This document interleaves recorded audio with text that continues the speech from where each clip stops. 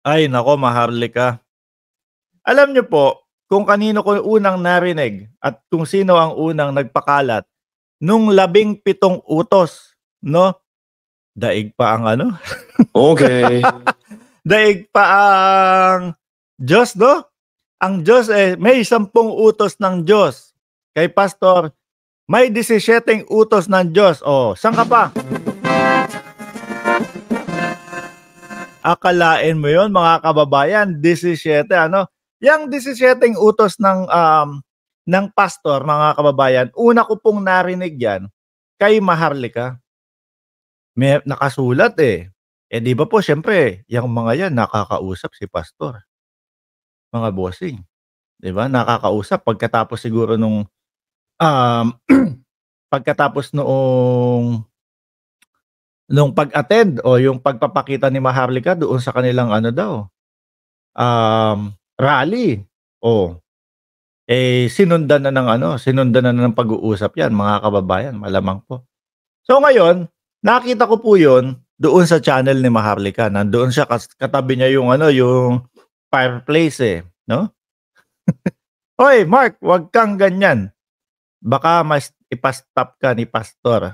Yun lang, yun ang problema natin. "Mark, stop!" Kung si Vice Ganda nga po mga kababayan, napa-stop, Mark Ramos pa po kaya. Nandiyan na yung kaibigan natin na si DJ Byron Music and Topics. Alam mo DJ Byron, ang dami nabwisit sa akin ha. Ang dami nabwisit sa akin dahil sa iyo. Yung sinend mo sa akin, yung mga kausap ni Robin Padilla, nadismaya sila. Ang daming DDS na pumasok Pagpasok nila, sabi ba naman ayan na, patay, hindi na matutuloy yung kay Pastor Kibuloy, nagdidiwang na Dahil sabi ko nga doon sa pamagat nung live stream na yun, 10 na yata ang nakapirma, no? Napapirma ni Senator Robin Padilla. Pagbuklat nila, nando si Thor, nando si Iron Man, nando si Hawkeye ba yun? O nandun yung Avengers. So ngayon, sabi nila, buset na yan, hindi pala totoo itong binablog mo, itong mga nagalit sa akin. So ngayon, balik tayo dito sa mga kababayan. Doon sa 17 utos ni Pastor, mga boss, chief, amo, sir. Sabi binabasa ni Maharlika yun, mga kababayan. Eto po, no? Yung 17 utos ni Pastor Kibuloy. Para hindi nyo ma-miss yung chance nyo na mapapunta siya sa Senado. Sabi ko, grabe si Pastor, ibang klase, no? Siya yung mag-uutos sa ating mga senador. A few moments later. Siya yung magsasabi kung ano yung mga rules dapat doon sa loob ng Senado. Hindi na Senate of the Philippines, hindi na dapat ganun. Okay.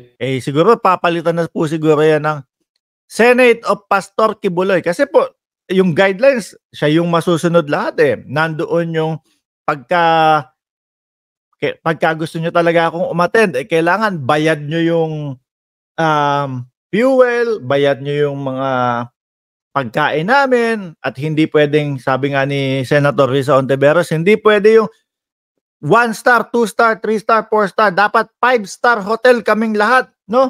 Kasama nung 50 kong disipulo. Iba talaga, mga boss. Okay. Kung ang Panginoong Hesukristo may 12 disipulo, kay Pastor 50 disipulo. Mag-ingay.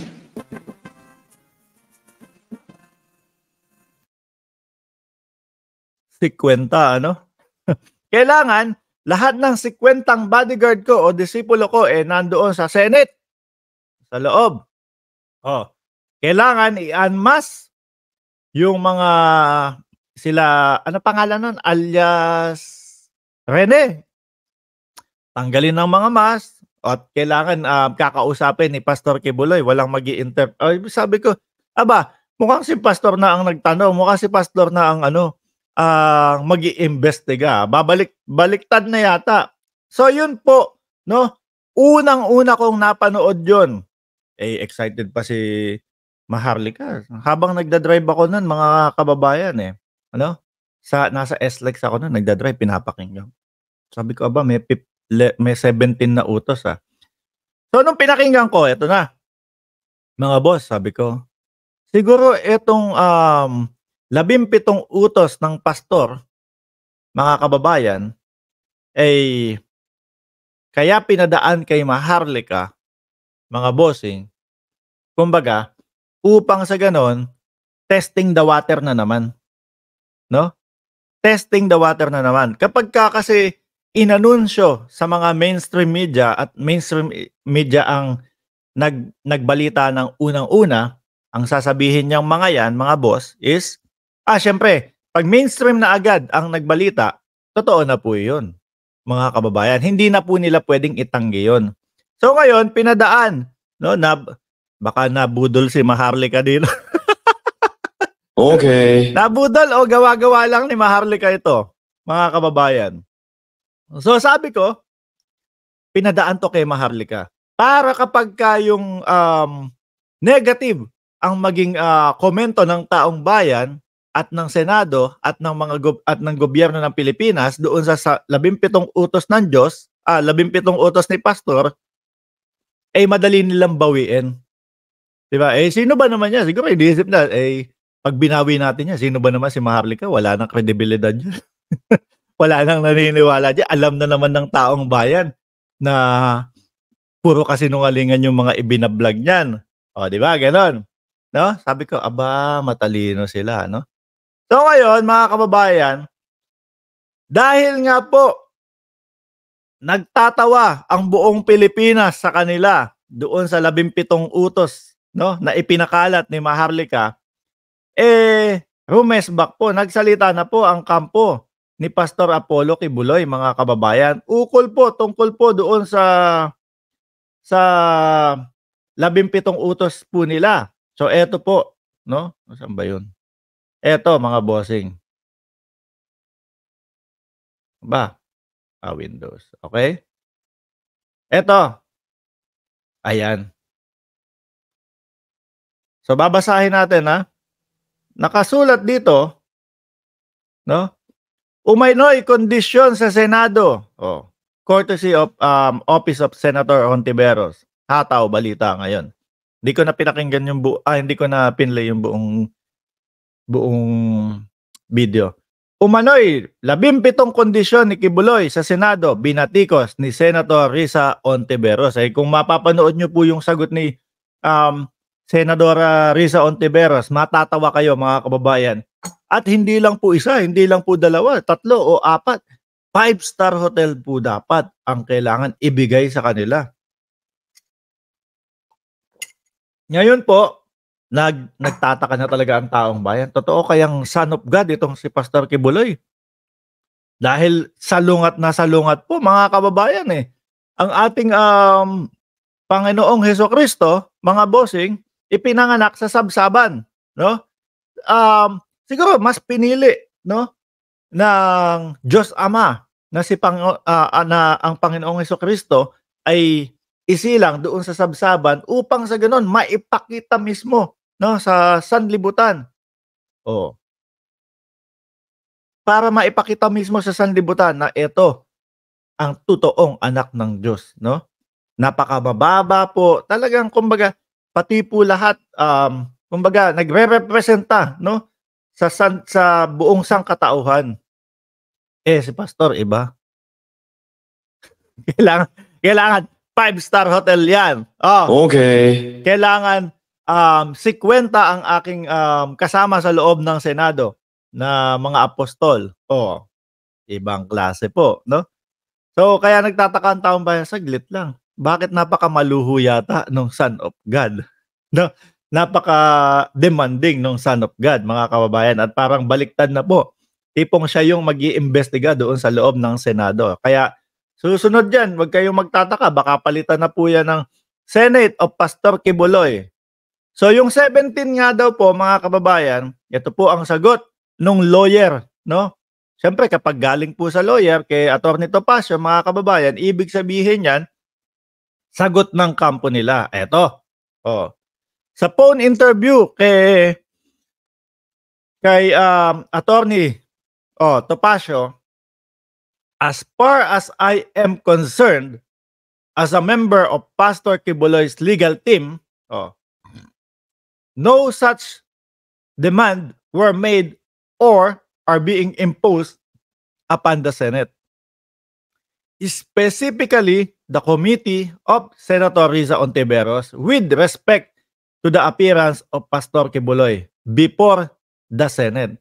So, pinabulaanan po nila, mga kababayan. Kampo ni Kibuloy, tinanggap mahinihingi itong kapalit. Ano po ang ibig sabihin nito, mga bossing? It's either nagsinungaling si Maharlika, no, sa mga viewers niya na mga uto-uto na kesyo, uy, naku, Diyos ko, kawawa naman ng Pilipinas, ganito, ganyan. No? Nagsinungaling siya doon sa kanyang mga viewers dahil ito po mismo itinatanggi, no, nila Pastor Topacio, nila Attorney Topacio, mga kababayan. Ano ibig sabihin nun? Kung nagsinungaling siya, ibig sabihin lang po nun, views lang po tayo. Siyempre, mataas ang views sigurado. No? Kapag ka merong inilabas na na 17 utos, which is ngayon po, totoo naman, na nag-trending, mga kababayan.